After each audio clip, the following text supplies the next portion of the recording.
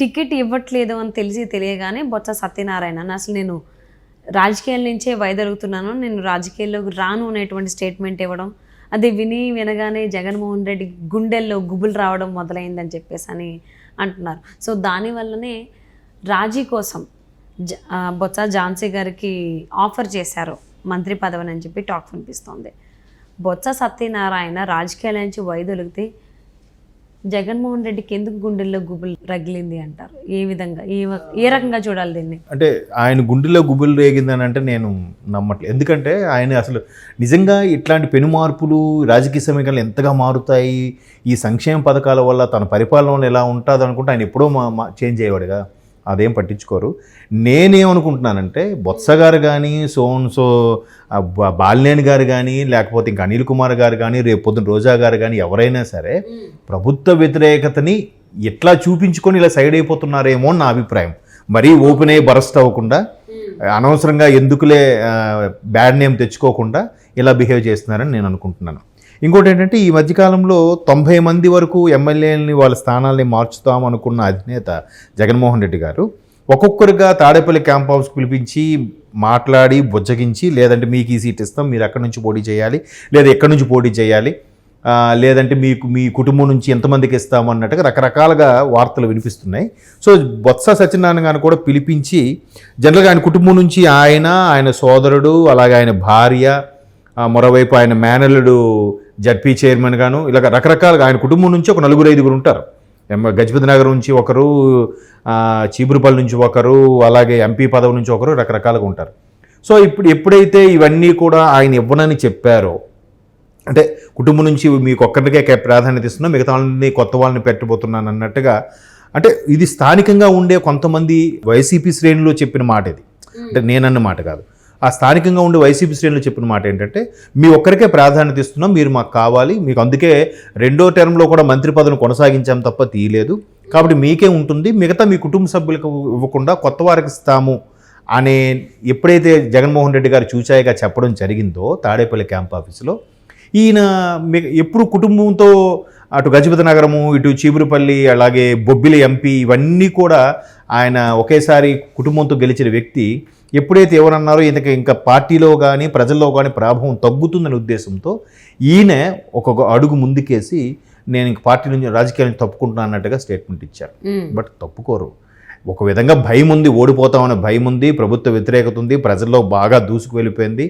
సొంత సామాజిక వర్గం సభ్యులు కూడా చాలామంది వ్యతిరేకంగా చెప్తున్నారు. గ్రౌండ్ లెవెల్లో కార్యకర్తలు కూడా బాబు ఇట్లా ఉంది పరిస్థితి, సత్యనారాయణ గారు మీరు ఇట్లా ఉంది, మన సామాజిక వర్గానికి ఒరిగింది ఏం లేదని చెప్పి కొంతమంది టీచర్స్ యూనియన్స్ కూడా, ఆ సామాజిక వర్గం చెందిన టీచర్స్ యూనియన్లు కూడా ఆయన గతంలో కలిశారు, ఈ విషయాన్ని విన్నవించారన్నట్టు కూడా అక్కడ శ్రేణులు కొంతమంది చెప్పడం జరిగింది. సో ఇవన్నీ వ్యతిరేక పవనాల వల్ల బొత్స సత్యనారాయణ గారు స్టేట్మెంట్ ఇచ్చారని నేను అనుకుంటున్నాను. పోటీ చేయకుండా ఉంటే ఇదైనా బెటర్ కదా అని. బట్ దాన్ని మళ్ళీ ఇలా తెర మీదకి ఎవరు తీసుకొచ్చారో తెలియదు, కానీ మేబీ హైప్ తీసుకురావడం కోసం అలా తీసుకొచ్చి ఉండొచ్చు. బొత్స ఝాన్సీ గారు విశాఖ నుంచి పోటీ చేయించే ఉద్దేశం ఉంది అన్నట్టుగా. కానీ ఆవిడ ఇంతకుముందు బొబ్బిలి నుంచి పోటీ చేసి ఎంపీగా ఉన్నారు ఆవిడ. సో ఈసారి వైజాగ్ నుంచి పోటీ చేయమంటున్నారు, అందుకే మళ్ళీ బొత్స గారిని బుజ్జగిస్తున్నారు అనేది కూడా ఈ పూర్తి స్థాయిలో నేనైతే నమ్మటం లేదు. నేనైతే ప్రభుత్వ వ్యతిరేకత వల్ల ఓడిపోతామన్న భయంతోనే మేము పోటీ చేయట్లేదు, నేను ఈసారి రాజకీయాలను తప్పుకుంటున్నాను అని ఇంతకుముందు గతంలో ఒక 2-3 ఏళ్ల కిందటే పేర్ని నాని గారు ఒక సందర్భంలో చెప్పారు, మీకు గుర్తుందో లేదు. అప్పటికే ప్రభుత్వ వ్యతిరేకత బాగా ఉన్నట్టు తెలిసినట్టుంది పేర్ని నాని గారికి. ఒక స్టేజ్ మీద మాట్లాడుతూ బహుశా ముఖ్యమంత్రి గారితో చివరిసారిగా స్టేజ్ పంచుకోవడం ఇదే, తర్వాత నేను ఉండట్లేదు రాజకీయాల్లో అన్నట్టుగా చెప్తూ నెక్స్ట్ మా అబ్బాయి పోటీ చేస్తాడు అన్నట్టుగా చెప్పి ఆయన కవర్ చేశారు. ఇప్పుడు కూడా ఏంటంటే ప్రభుత్వ వ్యతిరేకతని దాన్ని ఎలా చూపించుకోకుండా ఆయన ఏం చేశారంటే రాజకీయాల నుంచి తప్పుకుంటున్నారు అన్నారు.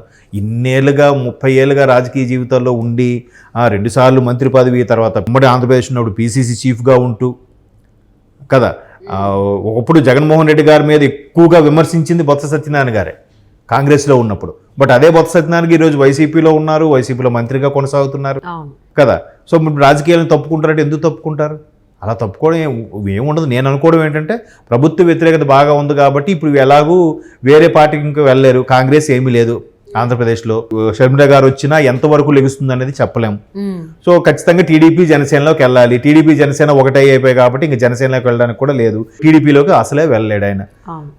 నా అభిప్రాయం నాతో పాటు కొంతమంది, నేను ఎక్కడైతే వైసీపీ శ్రేణుల్లో కొంతమంది మిత్రులతో మాట్లాడిన సందర్భంలో నేను తెలుసుకుంది, నేను గ్రహించిన దాన్ని బట్టి ఓడిపోతారని భయంతో ఈ విధంగా మాట్లాడుతున్నాను అనిపించింది తప్ప దీన్ని జగన్ గుండెల్లో గుబులు అనే స్థాయిలో అయితే నేను అనుకోవట్లేదు. ఎందుకంటే ఆయన కోసం చంద్రబాబు నాయుడు గారిని కానీ, ప్రత్యర్థులను కానీ, ప్రతిపక్ష నేతలని చాలా వరకు భయంకరంగా విమర్శించిన వాళ్ళకి రేపు టికెట్ ఇవ్వట్లేదని చాలా వార్తలు వినిపిస్తున్నాయి.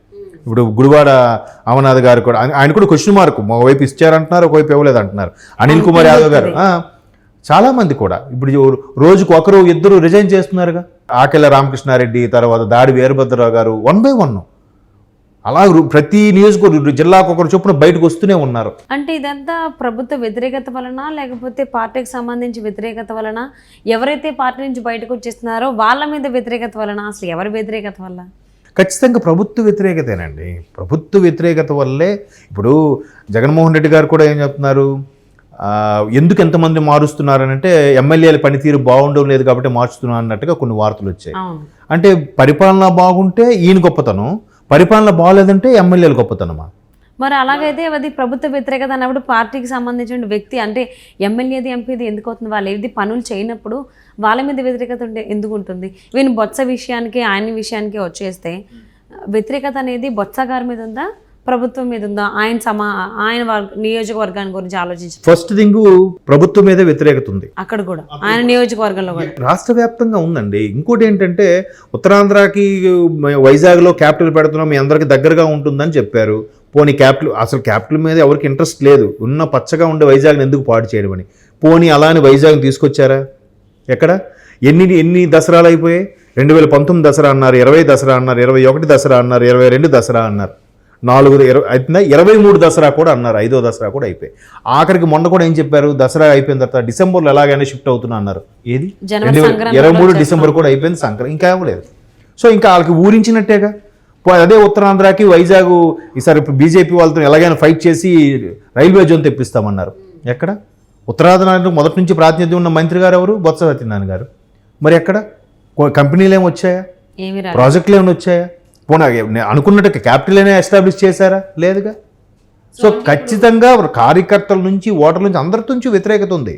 అంటే ఇప్పుడు ఇలా బొత్స గారు ఇలాగా రాజకీయం నుంచి వైదొలుగుతాను అన్న తర్వాత జగన్మోహన్ రెడ్డి నుంచి బొత్స ఝాన్సీకి టికెట్ ఉంది అని చెప్పి రాజీకి సంబంధించి పంపించారు అనడం అనేది యాక్సెప్ట్ చేస్తారా బొత్స సత్యనారాయణ? ఇది చేయాలి, ఆప్షన్ లేదు ఆయనకి, చెయ్యాలి అనుకుంటున్నాను. ఎందుకంటే అది కూడా జగన్మోహన్ రెడ్డి గారు ఎందుకు ఆఫర్ ఇచ్చారంటే ఎక్కువ సామాజిక వర్గం ఉన్న ఆ ప్రాంతం. ఇప్పుడు శ్రీకాకుళం, విజయనగరం ఏదైతే ఉందో, ఎస్పెషల్లీ విజయనగరము, బొబ్బిలి, రాజాము, పాలకొండ, ఈ సరౌండింగ్స్ అంటే విజయనగరం, శ్రీకాకుళం జిల్లా, ఉమ్మడి జిల్లాలు కలిపితే ఒక మధ్యలో ఒక ఏరియా అంతా చీపురుపల్లి, ఇదంతా కూడా ఆ పర్టికులర్ సత్యనారాయణ గారు కాపు సామాజిక వర్గానికి ఎక్కువ మంది ఉన్నారు. సో ఉండడం వల్ల ఏమవుతుందంటే ఖచ్చితంగా నేను గెలుస్తానన్న నమ్మకంతో కొంత ఈ సంకేతాలు పంపడం, సరే మనం ఇంకా ఓటు బ్యాంకు ఇంకా కోల్పోతాం ఉద్దేశంతో మేబీ ఝాన్సీ గారికి వైజాగ్ ఆఫర్ ఇచ్చి ఉండొచ్చు. ఇతనికి ఎలాగో ఇతని స్థానం ఇతను బదిలంగా ఉంచుతారు చీపురుపల్లికి, మేబీ వాళ్ళ కుటుంబ సభ్యులకి మెరుస్తారు లేదని చెప్పలేం. Yes sir. అంటే జగన్మోహన్ రెడ్డి బొత్స ఫ్యామిలీకి సంబంధించి ఎటువంటి నిర్ణయం తీసుకుంటారు, సీట్ల కేటాయింపులు అనేది వేచి చూద్దామండి. మరి తీసుకుంటే కూడా అది యాక్సెప్ట్ చేస్తారైనా ఏంటనేది చూద్దాం. Thank you so much for spending your valuable time with us, Jagadev గారు. Thank you.